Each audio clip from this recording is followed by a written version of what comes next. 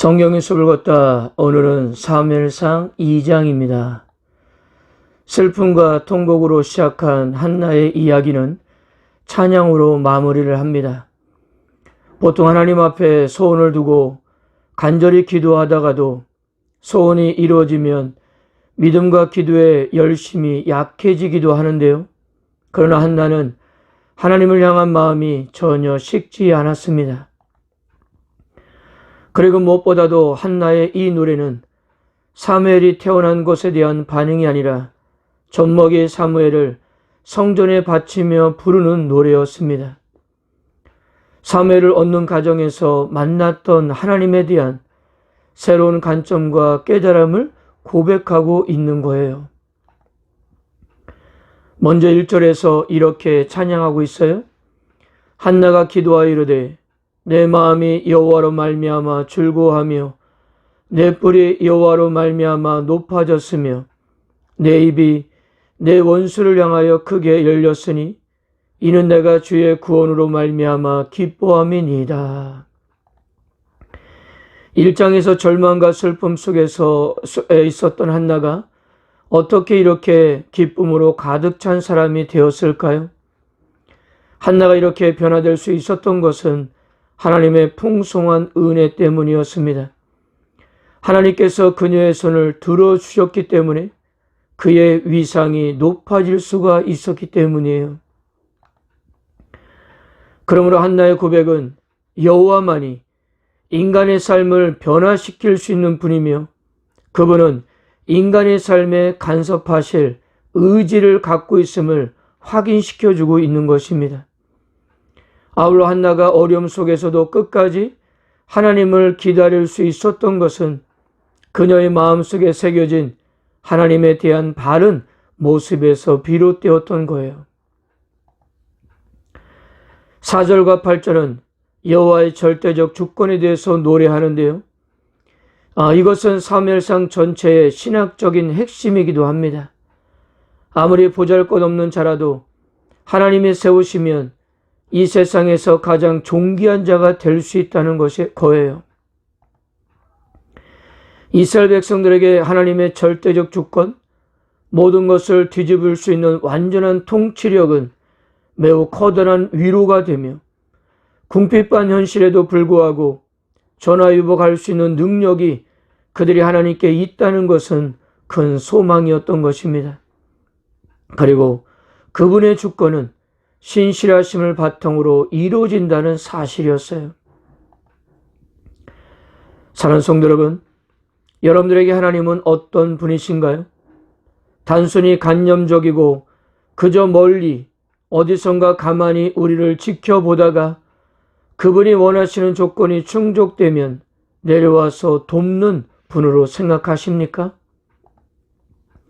그런데 우리 하나님은 그런 분이 아니십니다. 우리 하나님은 들으시고 돌보시며 역사하시는 분이시에요. 멀리 계신 분이 아니라 가까이 바로 함께 계신 분입니다. 영원하신 동시에 순간에 불과한 우리들의 시간에도 계시는 분이십니다. 우리를 먼저 사랑하시는 분이고 우리에게 먼저 은혜를 베푸시는 분이며 우리 삶 가운데 당신의 뜻과 의지를 실현하시기 위하여 역사하는 분이십니다. 바로 그 하나님께서 당신의 주권으로 우리들의 삶을 결정하시고 인도한다는 사실입니다. 한나는 바로 그 하나님을 만났고 경험했던 것입니다. 우리들도 하나님과의 이런 만남들이 있기를 축복합니다. 자, 이렇게 한나의 노래가 끝나고 그 다음에 이어지는 이야기는 두 비교 그룹의 시작과 결말을 아주 극명하게 대조시키고 있습니다. 한나의 노래 골자가 무엇이었습니까? 하나님은 높이기도 하시고 낮추기도 하는 절대적인 주권을 가지신 분이라는 것이 아니었어요?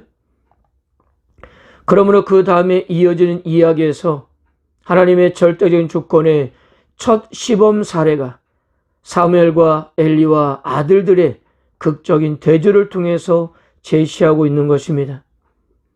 하나는 멸망으로 내리닫고 있었고 하나는 계속적으로 숭숭장구하면서 자라나고 있었어요.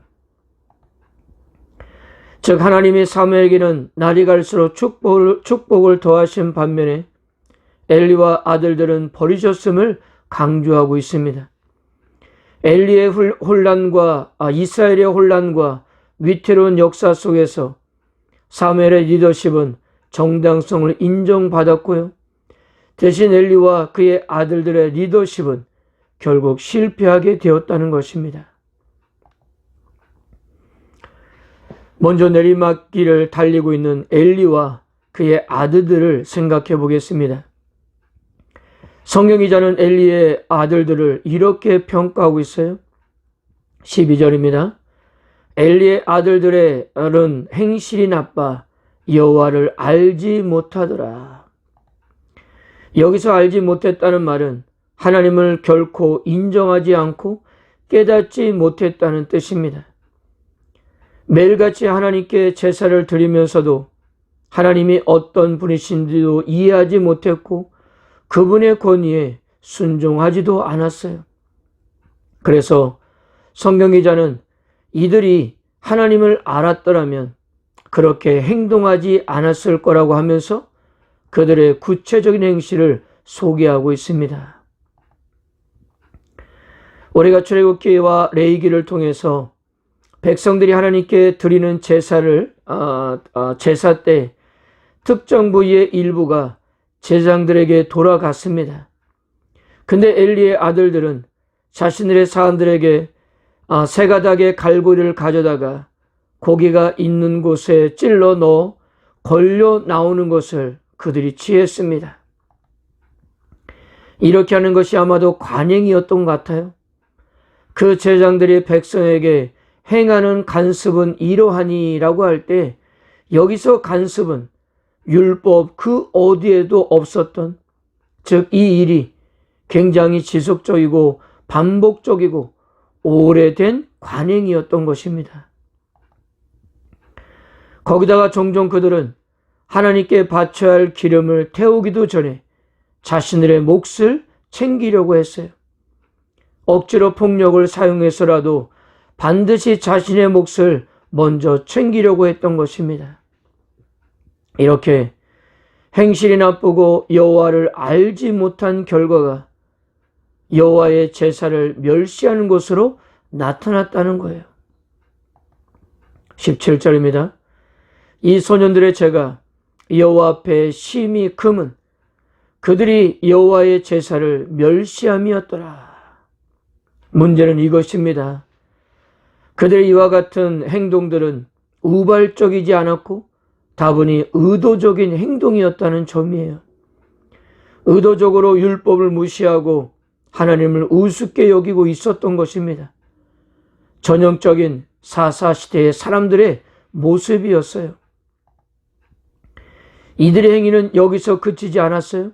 22절, 엘리가 매우 늙었더니 그의 아들들이 온 이스라엘에게 행한 모든 일과 회막문에서 수종드는 여인과 동침하였음을 듣고,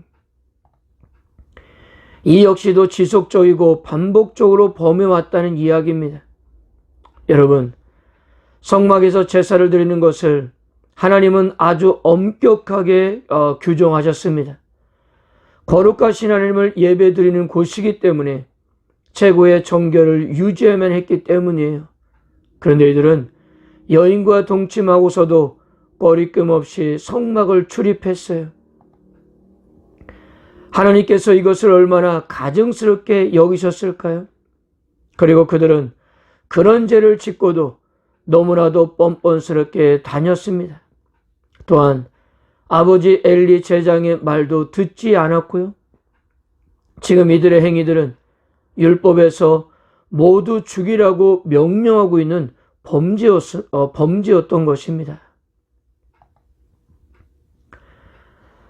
아니나 다를까 하나님께서는 그들을 죽이시기로 계획하셨고 당신의 종을 보내서 엘리 집안에 대한 심판을 선언하셨습니다. 심판 예언 가운데 가장 충격적인 것은요, 30절입니다. 내가 전에 내 집과 내 조상의 집이 내 앞에 영원히 행하리라 하였으나 이제 나 여호와가 말하노니 결단코 그렇게 하지 아니하리라. 나를 존중히 여기는 자를 내가 존중히 여기고 나를 멸시하는 자를 내가 경멸하리라. 참으로 아이러니한 것은요, 엘리 가문에 대한 하나님의 심판이 이스라엘 백성들에게 희망이 되었다는 사실입니다. 타락한 제사장 아래의 백성들은 하나님의 뜻을 제대로 알 수 없었기 때문이에요. 왜냐하면 제사장은 하나님께서 말씀하시고 축복하시는 통로였기 때문입니다. 자, 엘리의 아들들에 비해서 사무엘은 어떻게 자랐습니까? 18절입니다. 사무엘은 어렸을 때에 세마포 에봇을 입고 여호와 앞에 섬겼더라. 세마포 에봇이라는 것은 제사장들이 입는 옷이었습니다. 그러니까 어릴 때부터 사무엘은 하나님의 말씀을 듣고 읽고 배우면서 철저하게 율법을 지키고 있었다는 겁니다. 그렇게 여호와 앞에 자라가고 있었고요. 그리고 26절, 아이 사무엘이 점점 자라매 여호와와 사람들에게 은총을 더욱 받더라. 모두가 인정할 만한 지도자로 성장하고 있었던 것입니다. 그런데요, 사무엘이 이렇게 여호와 앞에서 하나님을 섬기면서 잘할 수 있었던 근본적인 이유는 물론 하나님의 은혜였지만요, 한나의 지속적인 관심 역시 중요했습니다. 엘리 제사장은 자신의 아들들과 가까이 있으면서도 자식들이 무엇을 하고 다니는지를 뒤늦게 듣게 됩니다. 그러나 한나는 사무엘과 멀리 떨어져 있으면서 1년에 한 번을 만났지만 지속적으로 관리를 했습니다. 19절입니다. 그의 어머니가 매년 드리는 제사를 드리러 그의 남편과 함께 올라갈 때마다 작은 겉옷을 지어다가 그에게 주었더니, 여기서 말하는 작은 겉옷은 사무엘에 대한 한나의 지속적인 관심과 교육을 상징하는 물건이었습니다. 매년제를 드리러 성막을 차릴 때마다 자식 교육의 기회로 승화시켰던 거예요. 고대 사회에서 옷을 만드는 것은 매우 긴 시간을 요했습니다. 따라서 한나는 겉옷을 만들면서 그를 위해 기도했을 것이고요. 그리고 아들을 만날 때마다 그의 필요를 채워주었습니다. 비록 아들을 제사장에게 맡겼지만 한나는 사무엘의 영적, 육체적 필요를 채우기 위해서 노력했습니다. 엘리 제사장과 함께 보낸 360여일보다 한나와 함께 보낸 단 며칠이 사무엘에게 더 큰 영향을 주었던 거예요. 나중에도 확인하겠지만 이 겉옷 역시 선지자 사무엘의 특징적 표지가 되었어요. 이것은 매년 사무엘에게 겉옷을 지어다 준 한나의 영향을 간접적으로 보여주고 있는 것입니다. 어머니가 해마다 지어 입힌 작은 겉옷이 의미 있는 훈육이 되어 오늘날 우리가 존경하는 위대한 선지자가 된 것입니다. 그 작은 겉옷에 담겨 있었을 정성, 기도와 눈물, 그리고 사랑을 상상해 보면 그리 놀라운 일도 아닐 것입니다. 사랑하는 성도 여러분, 하나님께서는 존중히 여기는 자를 존중히 여기는 줄을 믿으시길 바랍니다. 그리고 또한 우리 안에 엘리의 아들들의 습성이 고스란히 가지고 있다는 것도 꼭 기억하세요. 언제든 하나님을 우습게 여기고 하나님이 안중에도 없고 멸시할 때가 있을 것입니다. 그러므로 매 순간 나의 힘으로는 될 수 없다는 사실을 인정하시고 성령님의 은혜로 하나님의 자비와 긍휼을 구하시기를 축복해요. 사랑하는 성도 여러분, 여러분들은 오늘 하루 여호와 하나님 앞에 어떤 모습으로 서기를 원하십니까? 엘리의 아들들의 모습이 아니라 사무엘처럼 하나님 앞에서 성숙해가는 하루가 되시기를 바랍니다. 그렇게 승리합시다. 아멘.